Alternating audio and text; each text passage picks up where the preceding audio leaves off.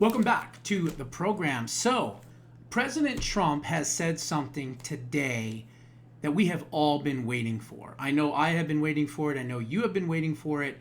And it really all has to do with election integrity and making sure that illegal aliens are not going to be voting in our elections. Now, he said just the other day during the Russia and Ukraine summit and all that, someone asked him a question, and he talked about how he's going to be issuing an executive order, which I talked about yesterday on Jeff's show, that he's going to be issuing that is basically going to get rid of mail-in voting and mail-in ballots.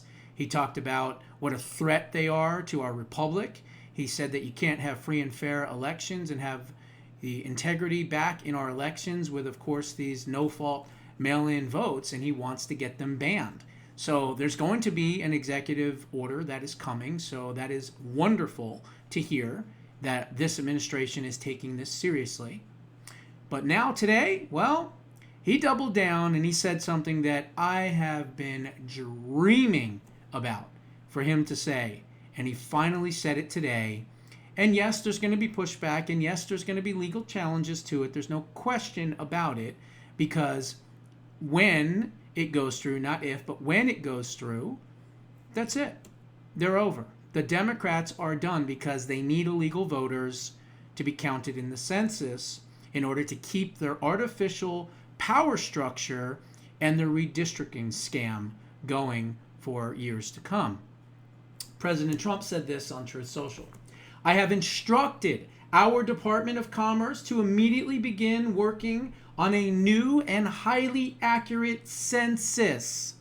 It will be based on modern day facts and figures, and most importantly, it will be using the results and the information gained from the presidential election of 2024. Now, let me stop right there. Why is that important? Because the entire country moved to the right, my right, not left, to the right by at least 4 percentage points. Some areas of the country only moved 2 or 3. Some areas of the country moved 7, 8, 9, and even 10 percentage points to the right. So why is this important? Because we're taking the last election and those numbers on the electorate to use in future census work. Then it says this. People who are in our country illegally will not be counted in the new census. Thank you for your attention to this matter. Donald J. Trump. This is music to my ears. This is music to all of your ears too. And if this goes through, which I believe it will, you are talking about, I would say the Democrats would lose a minimum of 18 seats to as many as 37 or 38, just depending on how the whole thing kind of pans out, okay? And so what does that mean? That means it's going to be a hell of a lot easier to win elections, especially in 2028, because they're working on it now. This man has only been in office for about 7 months. As a matter of fact, tomorrow, the 20th, is 7 months in office. It has been breakneck speed of what he has been able to accomplish thus far this fast. Now, I know people are saying, you know, how many people have been arrested for this? How many people have been indicted for that? I get it. That takes time. And trust me, if there's not indictments by November, December of this year, I will be one of the loudest voices out there. I can guarantee you that. So let's just be patient on that. But this is a really, really big development. If you do this, you get rid of the illegal aliens. And by the way, the U.S. Constitution does not specifically say anything about counting illegal aliens. All it says is, quote, all persons need to be counted. So this is something that the left is going to obviously fight. And I'm sure some left-wing judge is going to step in and stop it immediately. Then the Department of Justice will have to go through and they'll have to appeal it. And it'll go to the higher court. And maybe that higher court will also, go and side with the Democrats. Who knows? And if that happens, then eventually, guess what? It's going to end up at the Supreme Court. And they're going to have to litigate this. And I think they're going to do the right thing, because it is not in the Constitution that it says anywhere that you have to count illegal aliens in the census. It doesn't say it anywhere, okay?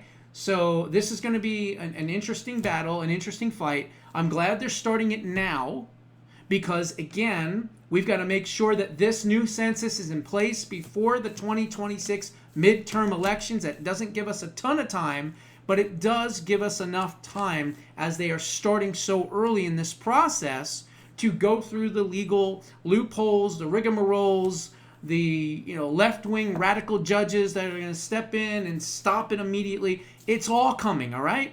But just remember, we have been right all along. These injunctions, these activist judges, eventually they get defeated. So don't worry when you hear in the future that a lawsuit from a Biden-appointed judge or an Obama-appointed judge is now saying that you can't do the census and all this other stuff, and you can't, and they're going to fight the executive order that's going to show that they want to get rid of mail-in voting. I guarantee you there's going to be, more than likely, there'll probably be like 15, 16, 17 states that are going to join on that. Sadly, even Arizona, because we have a stolen governor here and a left-wing idiot attorney general. So they're going to join California, Arizona, Illinois, Washington State, Oregon. These are the states that, Massachusetts, New York, Connecticut, Rhode Island. So you're going to have 15, 18 states that are going to be fighting this collectively. Why? Because they can't win elections without the illegal alien voters. They have no message. They have no policies. They have nothing that the American people want. And so they have to use these types of strong-armed, left-wing, communist, Marxist tactics. And we've got to stop them.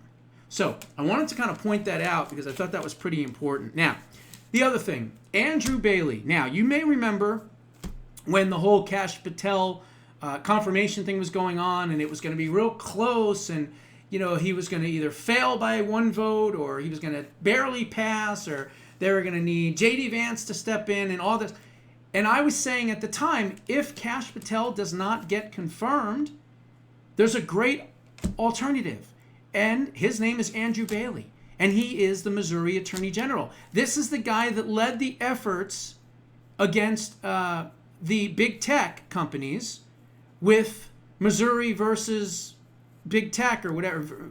Missouri and Louisiana versus big tech. I don't remember the name of the actual lawsuit, but he was one of the leading plaintiffs on that. So I've seen this guy in action and what he's been able to do for election integrity in the state of Missouri. And I said, this guy would be great, if not Kash Patel, as the FBI director.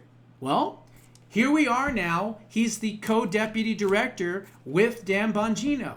Why is this a good sign? It's a good sign because they brought him in because the investigations are exploding. They need solid manpower now. And I can tell you right now, Bailey's not going to be the last. You're going to see in the coming weeks, they're going to hire more and more and more of these experts and these MAGA supporters. They're going to bring them in, and they're going to have them working in the Department of Justice underneath the weaponization czar, Ed Martin, and they're all going to be working on a lot of these different investigations. So I wanted to point that out as well. Now, the other thing was Adam Schiff is very nervous. He is very nervous. He's so nervous that 2 days ago, he incorporated a legal defense fund, okay? And he's trying to raise money for all of his charges that should be coming down the pike. That goes to show you how nervous and worried he and Letitia James and many others are right now. Okay, now, the other thing.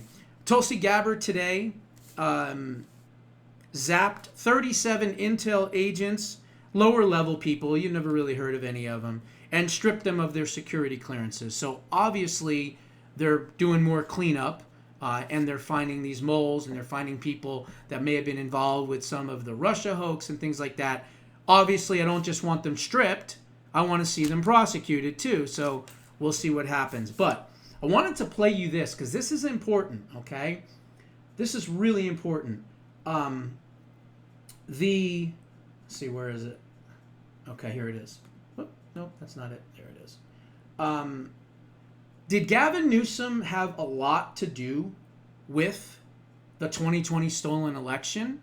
We know, because I reported on it back then, that China and the CCP were sending in 50, 100,000 fake mail-in ballots with fake addresses and fake social security numbers and fake names, right? You remember, I talked about it all in 2019 and all that. You'd have to go way back into the vault to find it, but I did talk about that. And I said the Chinese are involved. And then, of course, what happened with COVID, I really blew it open. And I said back in March of 2020, so almost as soon as the, quote, 15 days to stop the spread turned into 30 days to stop the spread, turned into the lockdowns and everything else. At that point, I called it and I said, I have no doubt that the Democrats worked with the Chinese Communist Party and said, if you help us steal the election, we will reward you by giving you the White House. That's right. We'll put in this demented sock puppet that doesn't even know his ass from a hole in the ground,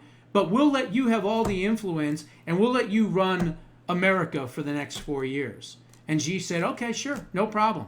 Well, guess what? A lot of that is starting to come out. Listen to this. This is John Solomon from Just the News. And this was him today. Let me make sure we got the volume up on this one. There we go. So Joe Biden, despite not the story that Kash Patel turned over to the Congress, documents showing that the FBI suspected that China was mailing tens of thousands of fake driver's licenses to Chinese citizens here so that they could create fake identities and then cast mail-in ballots for Joe Biden in the 2020 election. Massive interference. What happened to that memo, according to Kash Patel told me, for some reason, it was recalled and it wasn't investigated further. Someone sent it out and the FBI called it back and then no one ever investigated, even though there was corroborating evidence. What was the corroborating evidence? Customs and Border Protection intercepted 20,000 of those fake IDs. Where? In Chicago, going to Midwest. I remember covering it. I remember covering those stories saying, look, they just found 20, 50,000 fake IDs and they found all these fake ballots coming in from China. You probably remember. I don't know. Maybe you do, maybe you don't. States. Oh, the battleground states. Of course. Yeah. They had the corroboration even. They pull it back. I just got text of these two memos for the first time. I'm going to tell you the back one first, and then I'll go back to the juicy part in the beginning. When they recalled the memo, they asked all their sister agencies in the intelligence community to destroy. So there was a memo that went out from Customs and Border Enforcement that said, we are aware of fake ballots, fake IDs, fake addresses on 50, 20, it said 20 here, but it was at least 50,000 fake ballots that were going to the swing states. So they obviously had a memo about this. But what did the intel community do? They squashed it. They got rid of the memo. Who did it? Well, we don't know yet. Probably Christopher Wray, but we don't know for sure. Maybe it was Bill Barr. I don't know. Doesn't matter. No, it wouldn't have been Bill Barr, would it, at that time? No. Yeah, maybe it could have been, actually, because this was in the lead up to the 2020. Somebody did it. It was probably Bill Barr or Christopher Wray. And they squashed it. And they told everybody, forget it, don't investigate it, just leave it alone. Okay? Listen to this. I'm going to back it up just a tiny bit so you can hear this. Sister agencies in the intelligence community to destroy the memo that had been sent out. That's very odd. You don't normally destroy raw intelligence reports.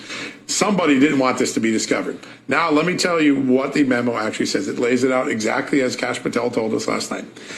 In late August 2020, the Chinese government had produced a large amount of fraudulent United States driver's licenses that were secretly exported to the United States. The fraudulent driver's licenses would allow tens of thousands of Chinese students and immigrants sympathetic to the Chinese Communist Party to vote for U.S. presidential candidate, U.S. person Joe Biden, despite not being eligible to vote in the United States. China had collected private U.S. user data from millions of TikTok accounts to include name, ID, and app. That's why TikTok is spyware. That's why I will not rebuild my career on TikTok until it is American owned. And there's more proof of it. They used American data in order to facilitate these fake ballots. Let's rewind that, because that's an important spot that John just said. Listen. TikTok accounts to include name, ID, and address to facilitate this capability. Very specific. It comes from a source who's been working for the FBI just under a year. During that period, he was working with the FBI. He was chronically corroborated, so he was deemed to be pretty reliable. But there are things in this memo that clearly are wrong. It says, first off, we haven't corroborated everything here. It's out to just get lead generation. Two, we don't see address fields in TikTok, so maybe that part of the information could be wrong. But it was clearly meant to be a lead gen for investigators to go out and find out, was there about to be a massive... We know who pulled back the FBI memo? Yeah. We do not. That's the missing part. We do not know who called it. We know it was recalled. We see the recall memo, but it doesn't show who gave the order. Just how do we find that out? Because clearly someone knows that, and if there's going to be a... Senator Chuck Grassley just a few minutes ago sent a letter to Kash Patel saying, thanks for this memo. I thought this was my memo. What happened? You need to find out who recalled it and why they recalled it. I want every detail about the recall and why the destruction of the document. Why? There it is. Why the destruction of the document? Who ordered the destruction of the documents? Kash Patel wants that information. So someone knows, someone's going to come forward, someone's going to be a whistleblower, and they're going to come in and they're going to say, yeah, it was, I don't know, Peter Strzok, it was Rod Rosenstein, it was Bill Barr, it was Sally Yates, it was Lisa Monaco, it was Jake it was somebody, right? It was Christopher Wray, it was somebody. We don't know who it was, but we need to find that out. Because that is also going to be a prosecution for sure. And as I said before, they're going and looking at the 2020 election. Finally, they have people on it, okay? Andrew Bailey was brought in as extra muscle, as extra eyes, as somebody that understands the weaponization of the intelligence community. And so these are all great, great, great developments. Now, the other part of this is Newsom. Newsom obviously is close with China. He's got a lot of business with China. He's given big breaks on medical equipment and masks and things like that with CCP operatives that he did during COVID. So the question now remains is, where is Gavin in all of this? Gavin is the one that cleaned up all the homeless and the crap on the streets and the urine and the garbage and everything else just to bring in his puppet master, Xi Jinping. Remember that? Remember when he came in and cleaned everything up? He's close with China and he's close with Xi Jinping. He's very close, as a matter of fact. Okay? So because of that, he needs to be part of this investigation. Did he know about the 50,000 or so fake ballots and fake information? Did he help facilitate that? These are the questions that need to be answered. And I'm telling you, this Department of Justice is going to get to the bottom of it. Now, let's switch gears, okay?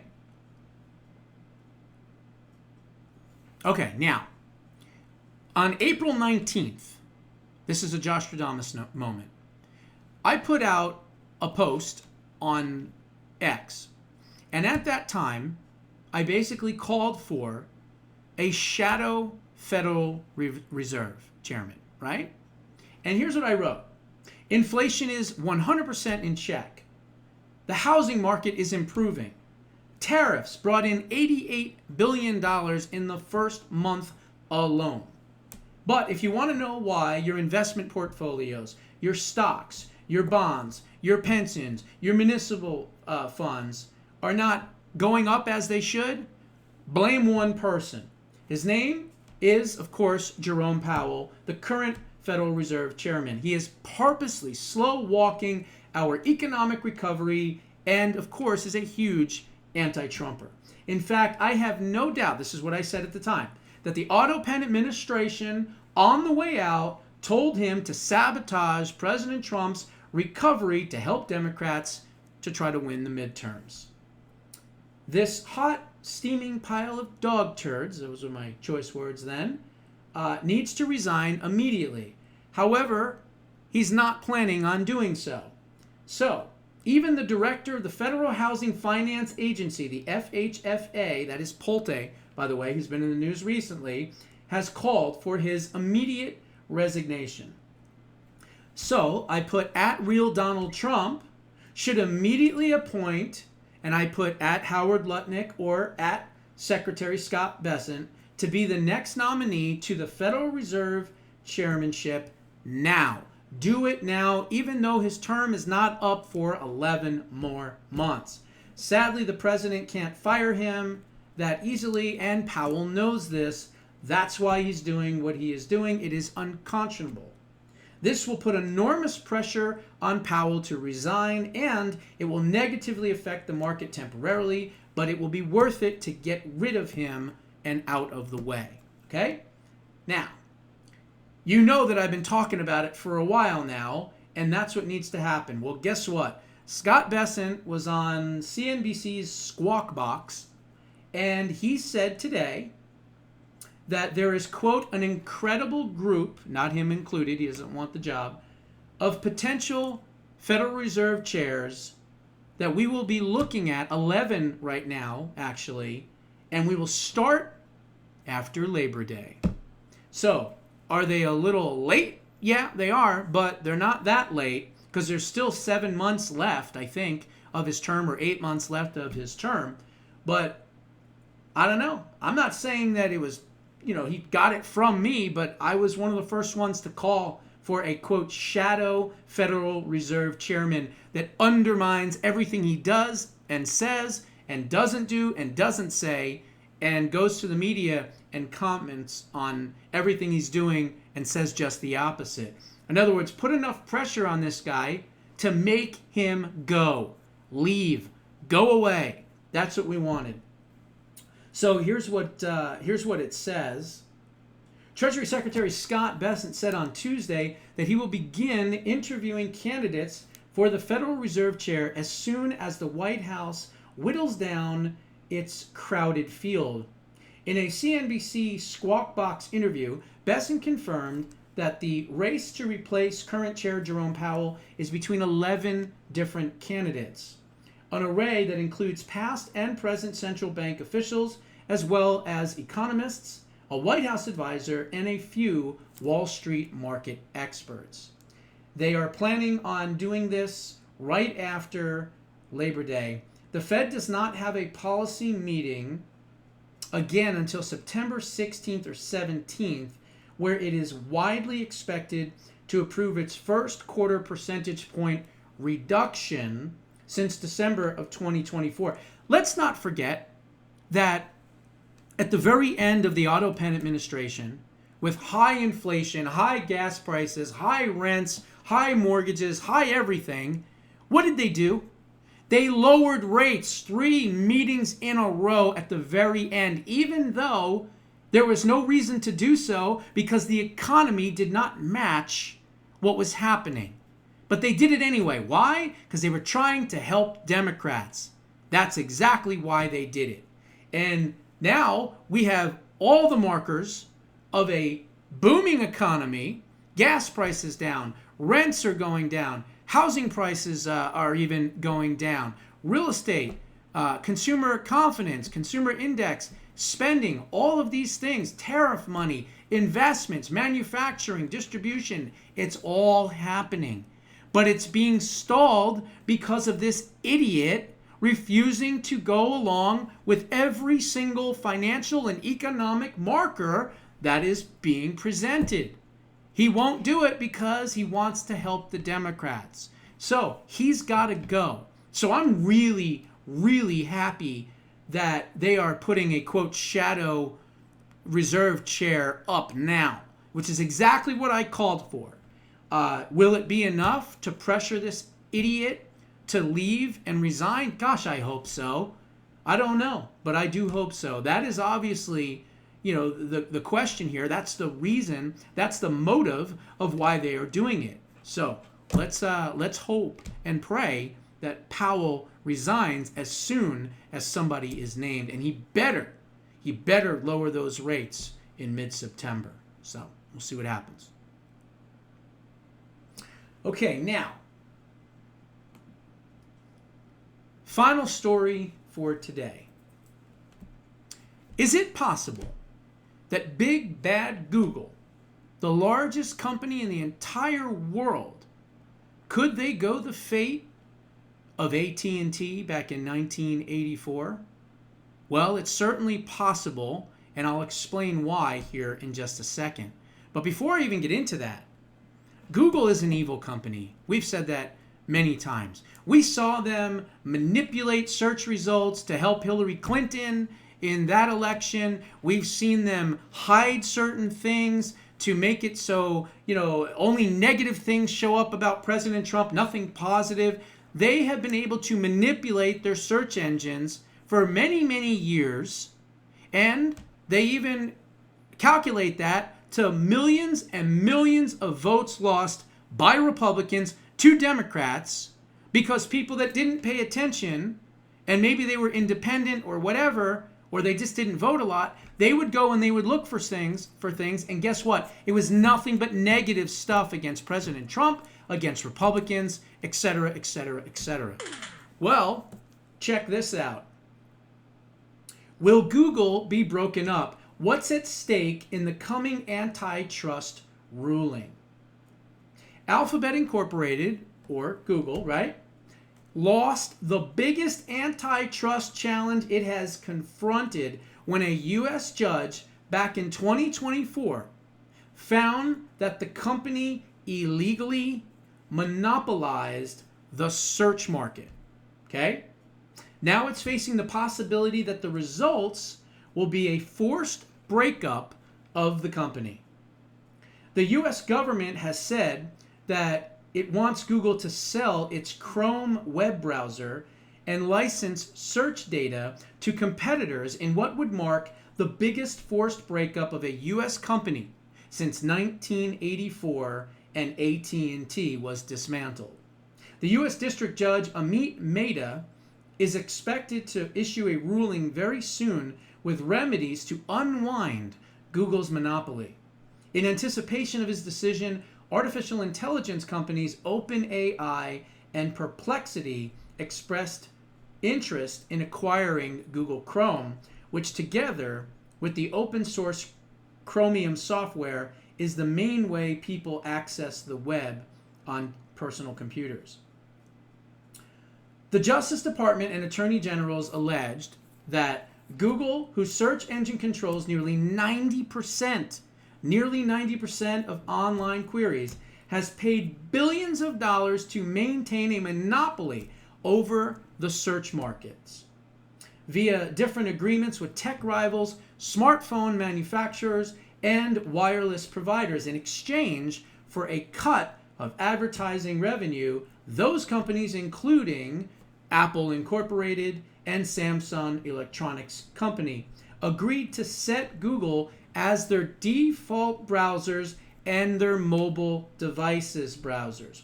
The deals locked up key access points, the plaintiffs alleged, preventing rival search engines such as DuckDuckGo or Microsoft Corporation's Bing from gaining traction and volume or data that they needed to improve their products to challenge financially Google. Mehta of the U.S. District Court for the District of Columbia ruled that the $26 billion in payments that Google made to other companies to set its search engine as the default option effectively blocked any other competitor from succeeding in the search market. Mehta's ruling came after a 10-week trial in 2023, the first on monopolization charges to pit the federal government against a U.S. technology company in more than 2 decades. Mehta found that Google illegally monopolized the market for general search services and search text advertising. The ads that appear at the top of the search results page, Google's distribution agreements foreclose a substantial portion of the general search services market and impair rivals' opportunities to try to compete, the judge said. As a result of its monopoly, Google had been able to increase prices for text advertising without constraints, the lawsuit found. The Justice Department and a group of states proposed a forced sale of Google's Chrome. Their proposal would prohibit Google from entering into the kind of exclusive deals at the center of this case. For its existing agreements, the company would be required to offer smartphone makers and wireless carriers the option to display a choice screen to users. The Justice Department and states said that Google should be required to license both its underlying click and query data as well as its search results to potential rivals to help them improve their products. As part of that license, they propose that Google would have to include all content from its own properties, such as YouTube, that it includes in its own search offering. Meta held a 3-week trial in which he considered the proposal in April and in May of 2025. Break them up. That's what I say. Break them up, bust them up.